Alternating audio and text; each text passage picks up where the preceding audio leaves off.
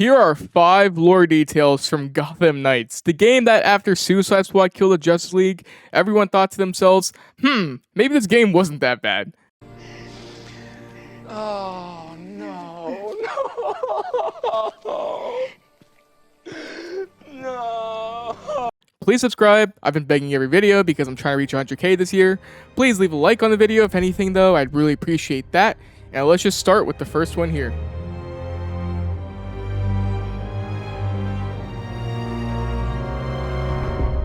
Selina Kyle, aka Catwoman. Is she in Gotham Knights? Not physically, but there are a few Easter eggs. When you're infiltrating GCPD, you can find some jewels here that Catwoman tried to steal, as you can see in the description there.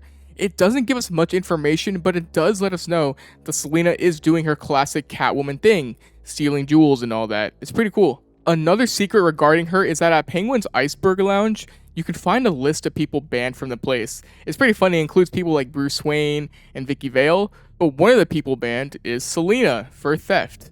We never get to see what she looks like. She can't be prettier than the Arkham Catwoman though. Alexa, show me my baby. Okay. There she is.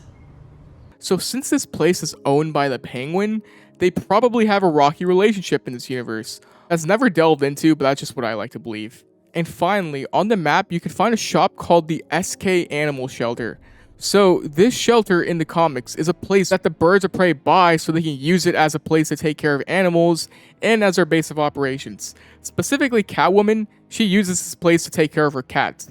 It's a pretty obscure reference, but maybe she uses this place as a hideout in this universe. It's really cool. It's a lot more of a subtle Easter egg that, helps confirm the birds of prey's existence, but also more so Catwoman. Also, there's a cat that does crawl around the belfry, and while the cat isn't actually a Catwoman reference, Alfred references Selina in a conversation about it. Check it out. It wouldn't be the first cat to find its way past the bat's walls. So the biggest question is, where is Selina in this universe? So, in this universe, many years have passed. Like, Batman has been in the Justice League for a long time. The prime era of Gotham has passed, like people like Gordon are dead. Most of Batman's villains have been established, etc. It wouldn't be far-fetched at all to think that Bruce and Selina have been in a relationship in this universe, having feelings for each other. After his death, I can see her story being revolved around leaving Gotham, being sad about his passing. I wanted to point out that there was concept art of her showing that she was supposed to appear in the game. Her suit is dog shit. So where is Selina? There's no definitive answer, but she is most likely alive, and I think she's just handling Bruce's passing by taking a break from life, like specifically the Catwoman life. It's a sad thought, but I think it's a natural one for Catwoman if she was in a relationship with Batman, which I do think was a thing in this universe.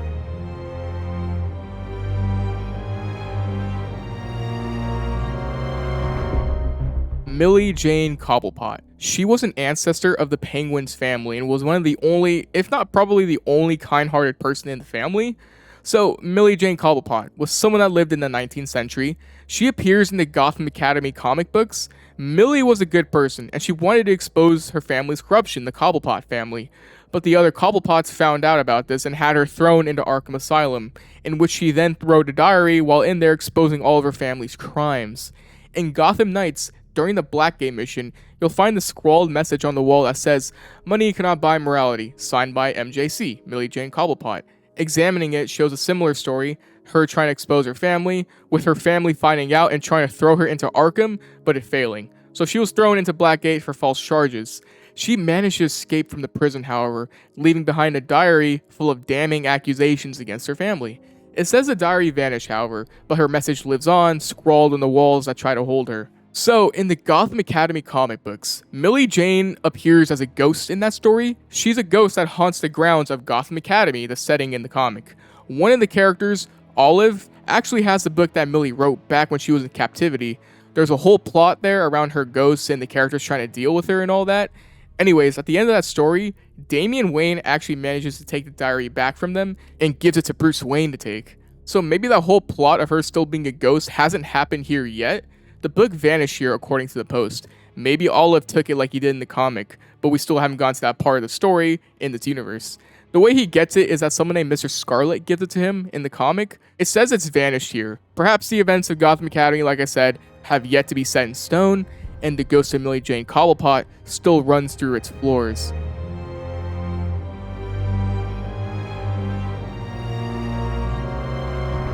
Something I wanted to touch on is the characterization of Batman in this game. Batman in this game is, I think, different from the more recent versions we have been seeing recently. It's not something completely new, but something about this version of Batman is that he's a lot happier and content with his life. He feels less brooding, he's more open to talk with his allies. So this Batman, we didn't get a lot of time to spend with him, unfortunately, but from what we know of him, this Batman has done like everything a Batman has done and then some. This Batman has been active in Gotham for approximately 15 years. He's joined the Justice League. He's covered all the stories of the Robins in this universe, Dick Grayson, Jason Todd, Tim Drake. Even though he died, he's had a pretty good resume on his Batman career in this world. Now, knowing all that, I want you guys to watch this endgame scene of Bruce interacting with the Robins and Barbara. Take a watch. If you're watching this, I'm Batman. Really, Dick? Alfred had dinner ready an hour ago. How many versions of this are you gonna make? Let me check. In the event of my death at the hands of Crazy Quilt? Seriously? What about the event of my death? Of starvation? Hear that? You're neglecting this poor kid. You promised we'd have dinner together as a family. You guys start, I'll be right up.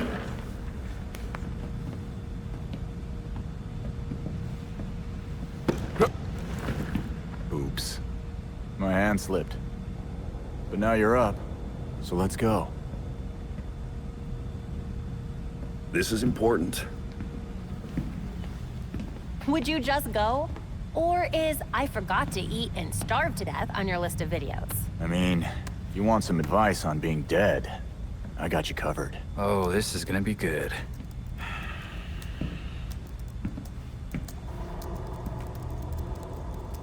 You're gonna need my password. Am not.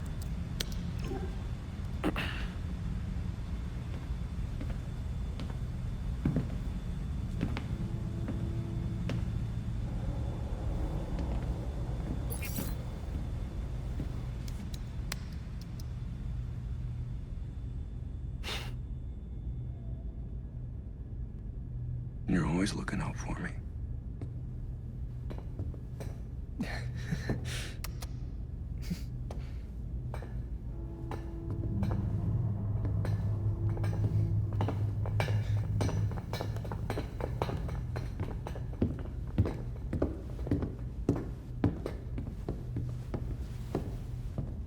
Pretty bittersweet, right?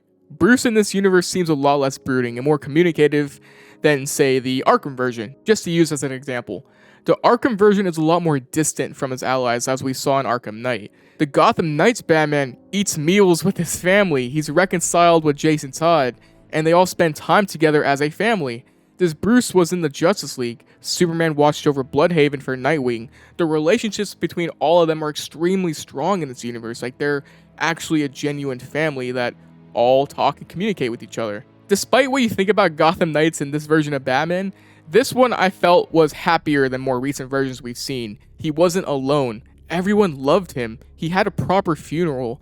I like this a lot because most Batman we see nowadays don't have this aspect, which doesn't make those versions bad or anything, but it's just a breath of fresh air to see this Batman where we see that he's rebuilt his family and he's not brooding. He openly compliments them. Sure, he's still stubborn like any Batman is, but it's still awesome to see this side of Batman, and it makes his death sadder when you have that context. I mean, if anything, his death was handled way better than Suicide Squad's. Pancake. Milkshake. There's a ton of audio tapes from Bruce in this game, talking highly about his allies. I'm gonna break one of them down for the last detail, but anyways, we'll probably never see Gotham Knights Batman ever again, and you can say what you want about this game, but their take on Batman, in my opinion, was well done, and it was a breath of fresh air from the typical versions we see nowadays. I think this Batman was a good one.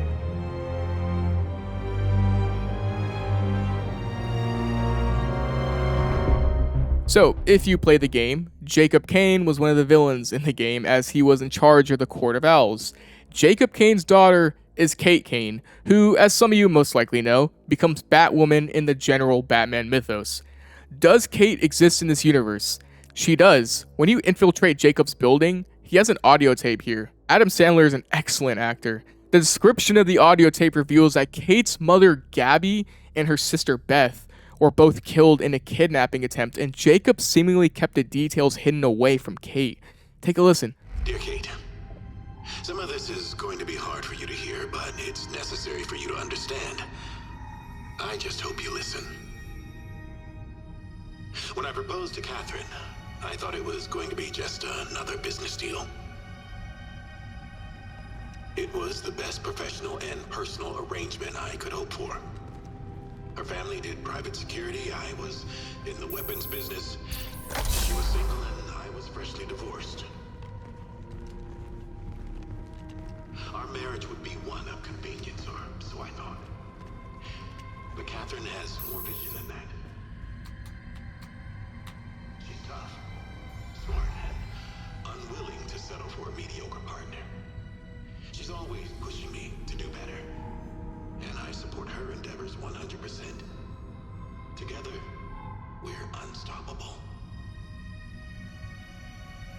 Your mother wouldn't accept that there were things I couldn't tell her. She was too honest to let it go. Catherine, on the other hand, doesn't ask any questions she doesn't want the answers to.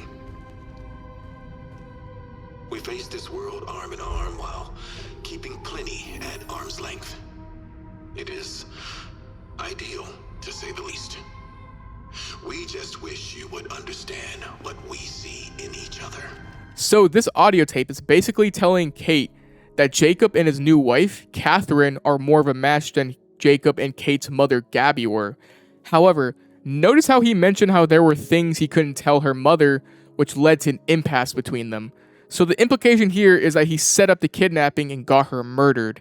And I guess her sister Beth was caught in the crossfire and also killed. Jacob's a part of the Court of Owls, and Gabby was most likely figuring that out. Jacob murdered his wife and likely his daughter as well because of this.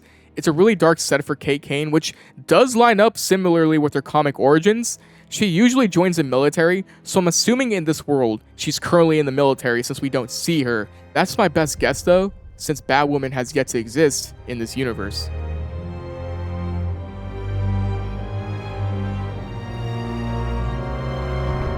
Something I wanted to discuss more is a specific relationship, which is between Batman and Red Hood. So in the game, Batman has recorded audio tapes discussing different people and situations, his career as Batman basically. One of the audio tapes talks about the death of Jason Todd. Take a listen to his reaction. Log entry, BT42. Alfred, I can't do this. Not now. If you don't make time for this now, Master Bruce, then when will you? Take all the time you need.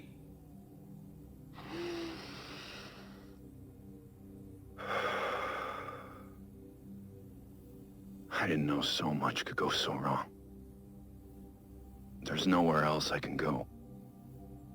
Dick stopped by Gotham again. Our meetings lately have been strained. I pushed him away. And this time I don't know if he'll ever come back. He worried about my obsessions, but I wasn't focused nearly enough. If I was, then Barbara... She got hurt. Paralyzed. Maybe permanently. Because she was trying to help me. I let her take on too much. I should have been there. I failed her. Barbara, and Dick, and Jason. Jason barely got a chance. He could have been great for Gotham. The best kind of Robin. But he was reckless, rushing into danger like that. No. I'm responsible for this. After being too strict with Dick, I tried to give Jason more freedom. I should have been paying more attention. He went off on his own to be a hero. Then that monster murdered him for it. He was killed because of me. I'd do anything to fix this. Things I said I'd never do. Like speak with Talia again. I swore to myself I'd never consider using a Lazarus pit. The risks, even compared to death, were too great. But I had to know if resurrection was even possible. But when I tracked her down, I couldn't even ask for her help. One more thing I got wrong. And Talia just laughed. I broke almost every rule I have to bring Jason back. And I have nothing to show for it. He's really gone. 16. Batman failed. I failed everyone. I don't know how to make any of this right. But I'm going to find a way. So this audio tape is one of my favorites in the game. Batman reflects on his failures, like being hard on Grayson, Barbara being paralyzed, but most of all reflects on Jason. Batman shows his emotions here, trying to keep it together, but he couldn't, as you can hear him crying. Jason was killed by Joker at 16 here. It's cool to hear one of the very few Joker references in the game. Anyways, I love this audio tape because it highlights how this Bruce here acknowledges his mistakes and how he puts everything on himself. He almost blamed Jason, but realized that in the end, it's all on him, it's all his fault. It gives him so many different angles to his character, like these highlight the human elements of Bruce. Bruce is all these things, but he still feels what humans feel: grief, shame, failure. He was broken here, and it's really sad to see, and we don't get a lot of this kind of thing outside the comics where we hear Bruce just talk about these kind of things. It's nice to see. It highlights his compassion and willingness to break rules for his family, like how he tried to contact Talia for the Lazarus Pit. I love this. I wish we saw this side of Batman more in video games. Gotham Knights did a great job here, but it does not end there. He also has another audio tape discussing Jason coming back as Red Hood. Check this out. Log entry BT-57. It's been 2 months since I confronted Red Hood. Wanted criminal, confirmed killer. Jason.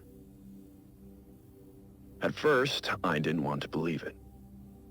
But after that shock came hope. He's still driven by a sense of justice. There's still a part of him I can recognize as Robin. He's talking to me, but he's so angry. Not so much at his murderer, but at me. I deserve his anger. He was just a child when I put him in harm's way. I pushed him too hard, too fast. He's made it clear that he'll never let go of his desire for vengeance. But he's come to understand that violence has its limits. I can only be grateful Jason's meeting me halfway. He's accepted counseling. We're finding a way to move forward. He's even suggested we work on a new kind of pistol for him, together. Something that's more bat-friendly. I have some reservations about that, but he insists it's possible, and his prototypes are promising. He's making an incredible effort to come back from that cliff. To be a better man. So far, I've been unable to find out what happened between Jason's murder and his appearance on Gotham streets as the Red Hood. His amnesia seems total, but not necessarily irreversible. Maybe with time he'll remember. Alfred and I ran every test we could think of. The last one confirmed my suspicions. We found evidence he'd been exposed to a Lazarus pit. Was Jason revived by Raish? Talia? Another faction or cult? Raish has healed his injuries, no matter how severe, in Lazarus pits. Ongoing exposure has rendered him practically immortal, though at the cost of his humanity. Raish's original goal when he founded the League was to destroy a corrupted society, to then rebuild it to a purer form. Now, he He seems to have lost sight of any reconstruction. He views all human beings as irredeemably flawed, even Talia. For all his anger, Jason is nothing like that. My working theory is that a single short exposure to a Lazarus pit won't cause a permanent shift in personality. But I need to learn more. For Jason's sake. I won't lose him again. I thought this was a really interesting audio tape because it showcases their relationship more once Jason comes back to life. Bruce and Jason have come to a halfway point between their ideologies.